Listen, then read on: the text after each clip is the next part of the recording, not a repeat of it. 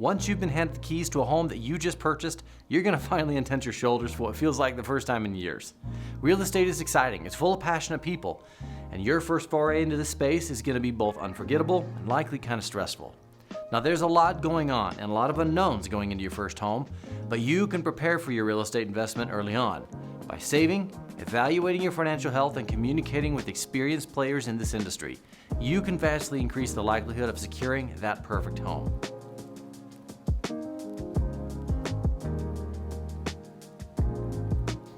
Number 1, start saving for the long term. Now, when you first purchase a home, you're going to quickly realize that you're taking spending to a whole new level. Now, much of the spending is financed through a mortgage, but you can start saving early on, even before you start shopping for lesser known costs of purchasing a home. Even years before you plan on buying, you should start investing in savings accounts and putting money away specifically for this occasion, because by putting some funds away around each pay period, you're going to break that huge cost of the down payment, the closing fees, any home improvement projects into much smaller increments. Think of it as investing in your future self, setting aside a few dollars here and there that will have a big impact after years of doing so. Number 2, don't assume you only need to save a certain percentage just for your down payment and then that's it. In the same vein as saving early for the future, don't think you need to cover just a down payment when you're buying a home. There are a lot of additional costs that are going into this process. And we can start with the down payment. The goal for many buyers is to save at least 20% of the value of the home for a down payment. But as a first-time buyer, that can be difficult. If you can save between 5% and 15%, that's more reasonable for people in your situation, but the more you can do, the better. Closing costs will be another thing you'll have to pay. The closing costs are everything associated with setting up and implementing the mortgage.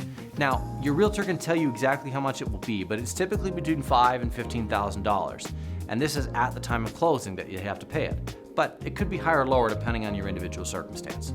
Now, the next is property taxes. And they're typically included as part of your one mortgage payment, but it's considered separate from the loan principal and interest because it comes out of what's called an escrow, or money that the lender sets aside in order to pay your property taxes for you. In the same vein, homeowners insurance typically comes out of this escrow too. So once you select a homeowner's insurance premium, that amount will go into escrow and your lender will pay that for you. The next is private mortgage insurance, or called PMI. So if you have a loan that's more than 80% of the value of the home in total, you will likely have to pay PMI. This is an insurance policy that is designed to protect lenders in the event that you, the borrower, can't make your payments. So it can be removed once your home's reappraised value indicates that your mortgage is less than 80% of the home's total value. And we definitely recommend you look into that as soon as you can. Now, the additional costs, as you become accustomed to your new space, you're going to make repairs, you're going to want to make projects, and these are all kind of things that you'll need to save up for. Now, number 3, evaluate your credit score and debt-to-income ratio early on. Now, once you're closer to obtaining mortgage pre-approval and qualification processes, you're going to need to take a good look at your debt-to-income ratio and your credit score. You can check your credit score for free at sites like Credit Karma or Experian, but you can calculate your DTI ratio by plugging in your annual financial information into a simple equation. Take your total expenditures, or all of your bills, divided by your income, and multiply by 100. This will be your DTI ratio. Now, lenders often look at DTI ratios and credit scores to determine your financial ability to pay for this loan. In general, they're going to want your DTI ratio to be 50% or lower and a credit score to be 600 or higher. They want low DTI ratios and high credit scores. If your DTI ratio or credit score doesn't hit those kind of metrics, you might consider waiting to apply for financing, using that time to improve your score, take care of some debt, and save up some more. Number 4, make sure to get a mortgage pre-approval, not just a pre-qualification. All right, these are 2 major terms you're going to encounter when you're applying for mortgages: pre-approval and pre-qualification.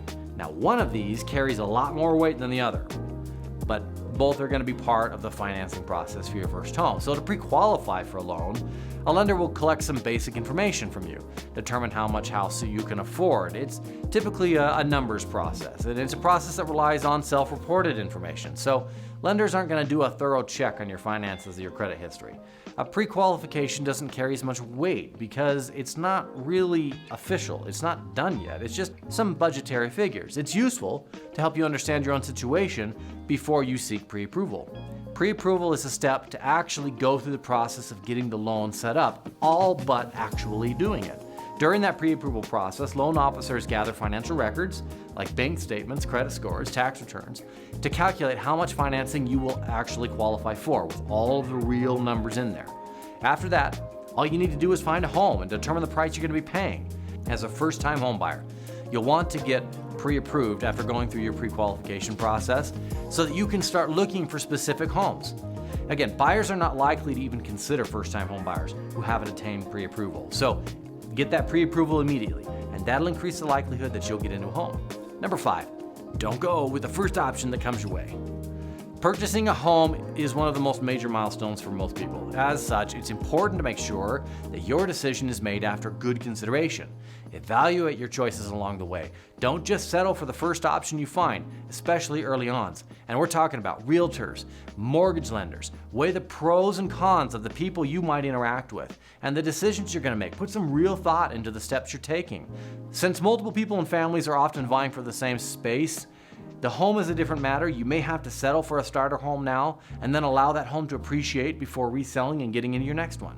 It's extremely difficult for first-time home buyers to find homes at the time that we're making this video. So being choosy with your real estate team is your best bet to ensure that you can find a home that you want to live in and that you'll be competitive. So in the beginning, be very particular with your realtor. Find a good lender that is going to be available to help you so that you have the ideal team ready to go. Now, if you'd like to explore different options for financing, realtors, or more, you can check out our first-time homebuyers checklist. It has tons of links that'll get you where you need to go for researching your options. Number 6, take advantage of first-time homebuyer assistance programs if they're available. Don't sell yourself short when it comes to first-time homebuyer assistance programs.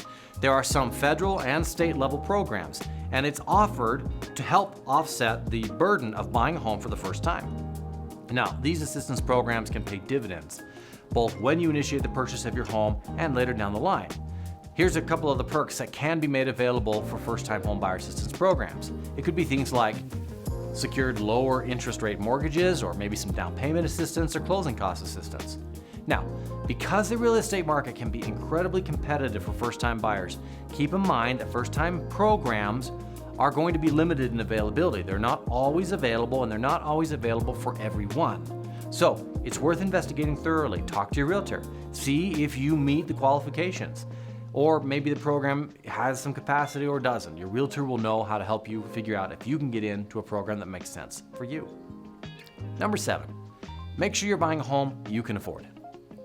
After pre-approval, pre-qualification, you've investigated all the first-time homebuyer programs, you've selected a top-notch realtor team, you've saved up a lot of money for those costs, you're gonna have a pretty good idea what kind of home you can afford, but being honest with yourself right now is key to making sure that you can continually pay your mortgage payment every month. Be honest, if you're looking for a home beyond the financing options available to you right now, if it's too far of a stretch, you could always wait. You can improve your credit score or DTI ratio, or you could save up some more money. Alternatively, you could buy a different home, maybe a less expensive home with plans to sell it a few years down the line. There are a lot of options, but make sure it's the one right for you. Because maybe if you bought a home through appreciation or refinancing, you could get a house now and build equity while your finances are better suited to handle your dream home. But keep in mind there are risks because the real estate market is constantly in a state of ebb and flow. But if you can, it's a great way to build equity. Number 8, don't pass on an inspection and appraisal. During the process of negotiation, you're going to hear a lot about inspections and appraisals on homes that you're looking for. Some lenders will require you get that home inspected and appraised before they'll release the funds. But even if it's not, I definitely recommend that you get your home evaluated.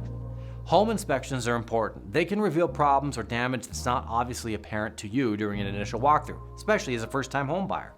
Home inspections are not meant to cover everything. They're really meant to help you find big problems and know about them before you buy the home. Home appraisals are kind of the same. They help us ensure that the value that you're going to buy it for aligns with market value. And keep in mind that both of these processes might uncover some sort of problem that could be costly to you, and buyers may still sell without making any fixes to the issues. Because if the market's hot, they may not want to negotiate, and you're still going to have to make a timely decision. But at least knowing will better prepare you for what's coming in the future. Essentially, getting your home inspected and appraised ensures that your investment is as sound as it could be and that you have a pretty good idea of what situation you're getting yourself into. Number 9, don't make large financial changes right before you buy a home. Now this one is not obvious to a lot of people, But there are a lot of first-time home buyers that will forget that if you're purchasing a home in a few weeks, and maybe you go out and open a new credit card or take out a big auto loan, that it can ruin the process. As a rule of thumb, don't make any big financial decisions during the time you're planning to buy a home. You're going to want your credit score and your DTI ratio to stay the same and align with the findings your lender reported on the mortgage pre-approval. If big changes occur, it could jeopardize the qualification of your mortgage. It could jeopardize the first-time home buyer assistance programs. It could change a lot. So, as a rule of thumb, don't do it. And finally, number 10, try to keep emotions out of your decision as best you can. One of the biggest things first-time home buyers typically fall into is the emotion of the process. It's stressful, and if you're getting into a home you love, you're excited. But keeping emotion out and trying to judge whether this is going to be a good investment for you, a financial situation that you are ready for, and that you are going to be set up for the next few years down the road, this is key. When you put in an offer on a home, you should do so after weighing your options carefully. Try not to get too excited too early, and especially don't get discouraged if a buyer doesn't accept your offer. Like we said before, real estate is in a constant state of flux. The homes you're seeing one morning may be gone the next, especially if it's a hot market. So it's important to remind yourself that this is a huge decision. It's going to affect your life for the foreseeable future. And although it will be nothing short of just exhilarating when you're finally in it, keep your emotions at bay until you're holding the keys to your new home. And then it's time to open the champagne.